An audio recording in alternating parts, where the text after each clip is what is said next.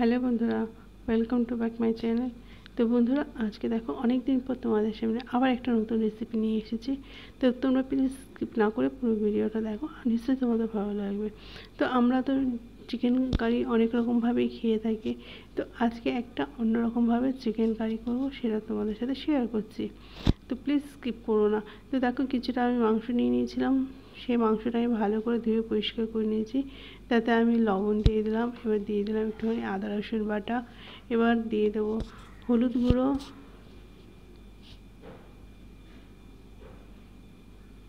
লঙ্কার গুঁড়ো,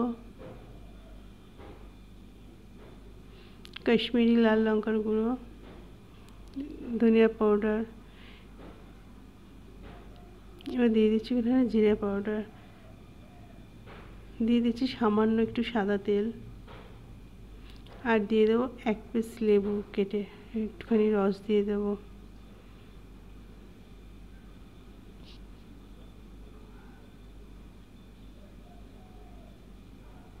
আর দিয়ে দিচ্ছি সামান্য একটুখানি কর্নফ্লাওয়ার। এবার এটাকে আমি একসাথে খুব ভালো করে মাখিয়ে নেব। যত ভালো করে মাখাবো যাতে প্রতিটা মাংসের মধ্যে এই মশলাটি লেগে যায়। তো এই মাংসটা আমি মাখিয়ে বেশ কিছুক্ষণের জন্য রেখে দেব। তো বন্ধুরা, স্কিপ না করে পুরো ভিডিওটা দেখো, আর এভাবে একবার বানিয়ে খেয়ে দেবে, নিশ্চয়ই তোমাদের খুব ভালো লাগবে। আর বন্ধুরা, যদি ভালো লাগে ফ্যামিলি এবং বন্ধুদের মধ্যে বেশি বেশি করে শেয়ার করবে, আর চ্যানেলটিকে সাবস্ক্রাইব করে নোটিফিকেশান অন করে দেবে, যাতে আমি কোনো ভিডিও আপলোড করলে সেটা সর্বপ্রথম তোমাদের মোবাইলে চলে আসে। তো এবার এটাকে আমি খুব ভালো করে ভেজে নেব। এটাকে আমরা পকোড়া হিসেবেও খেতে পারি, আবার যে রেসিপিটা করব তার জন্য এইভাবে আমাকে প্রথমে মাংসটাকে ভেজে নিতে হবে, আর একটুখানি ডিপ ফ্রাই করলেই সেটা আমাদের পকোড়া হিসাবে হয়ে যাবে, চিকেন ফ্রাই।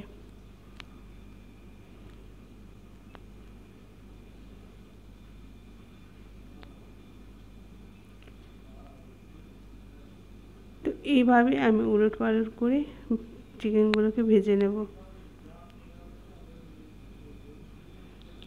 এক সাইড আমার ভাজা হয়ে গেছে, আমি এবার চিকেনটাকে উল্টে দেব।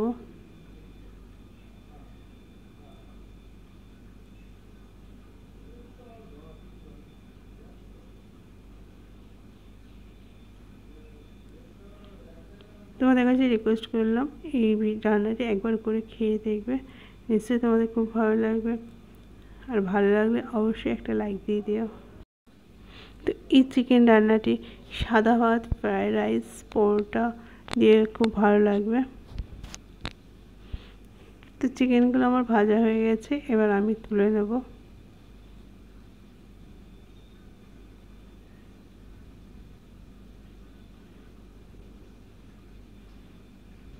আর একটু বেশি ভাজলেই চিকেন পকোড়া হয়ে যাবে। তো এবার আমি বাকি চিকেনগুলো এইভাবে ভেজে নেব।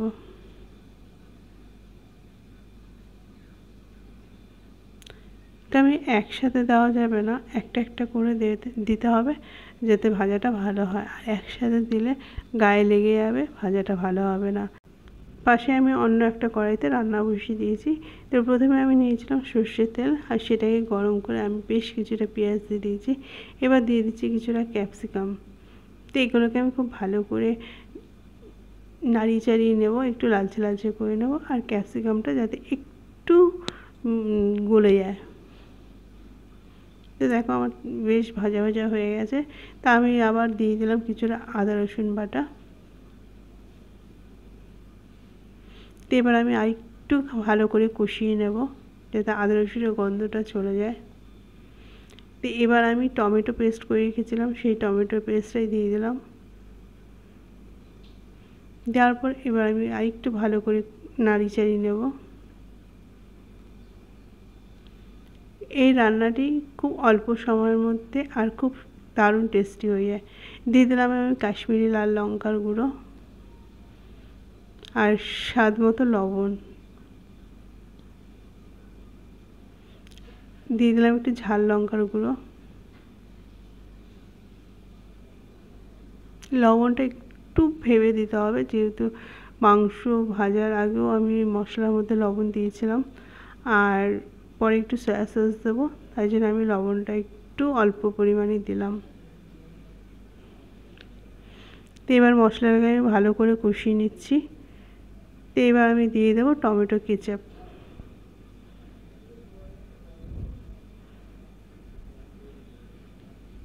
তো বেশ কিছুটা পরিমাণ আমি টমেটো কেচাপ দিয়ে দিলাম।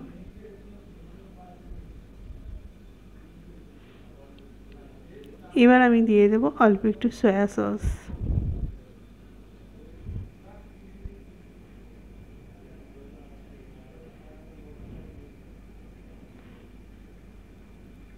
তো এবার খুব ভালো করে নাড়িয়ে চাড়িয়ে নেব।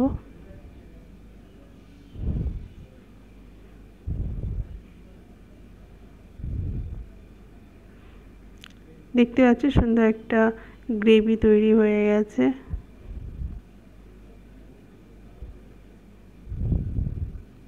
যারা ঝাল ঝাল খেতে ভালোবাসো তারা এখানে আরেকটু কিছু পরিমাণে কাঁচা লঙ্কাও দিতে পারো। তো গ্রেভিটা আমার হয়ে গেছে, উপর দিয়ে তেল ছেড়ে দিয়েছে। এবার এই মাংসগুলো দিয়ে দেব।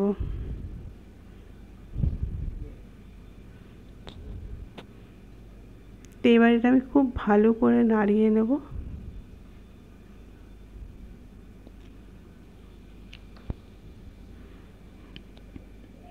দেখো মশলাটা আমার কষানো হয়ে গেছে। খুব ভালো করে নাড়তে হবে যাতে নিচে লেগে না যায়।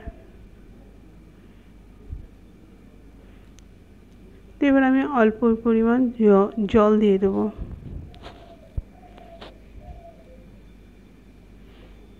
তো বন্ধুরা, আমার এই রেসিপিটা যদি তোমাদের ভালো লাগে তো বেশি বেশি করে শেয়ার করবেন আর লাইক দিতে ভুলবেন না।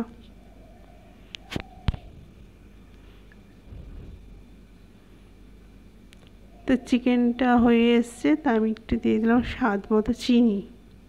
আমরা অনেকেই মিষ্টি মিষ্টি খাবার পছন্দ করি, আবার অনেকে হয়তো একটু ঝাল ঝাল খেতে ভালোবাসি। তো যারা মিষ্টি খেতে ভালোবাসো না তারা এখানে চিনিটা না দিলেও চলবে।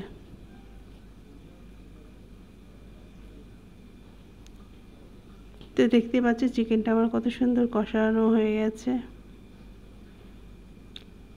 এবার আমি দিয়ে দেবো সামান্য একটু ধনিয়া পাতা। তো আমার রেসিপিটি পুরো রেডি।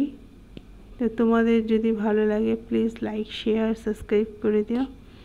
আর আপনারাও এই প্রসেসে একবার বানিয়ে খেয়ে দেখবেন, নিশ্চয়ই আপনাদের ভালো লাগবে। এটা ছোট থেকে বড় সবাই ভালোবাসবে। তো কালারটা দেখে নিশ্চয়ই বুঝতে পারছেন যে কতটা লোভনীয় হয়েছে চিকেনটা।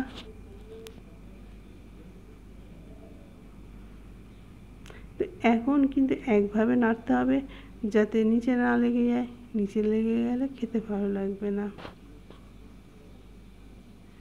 এটা খুব ড্রাইও হবে না, আবার খুব গ্রেভিও হবে না।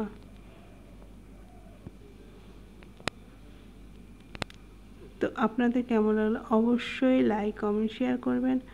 আর সবাই ভালো থাকবেন, সুস্থ থাকবেন। দেখা হবে নেক্সট ভিডিওতে। Thank you.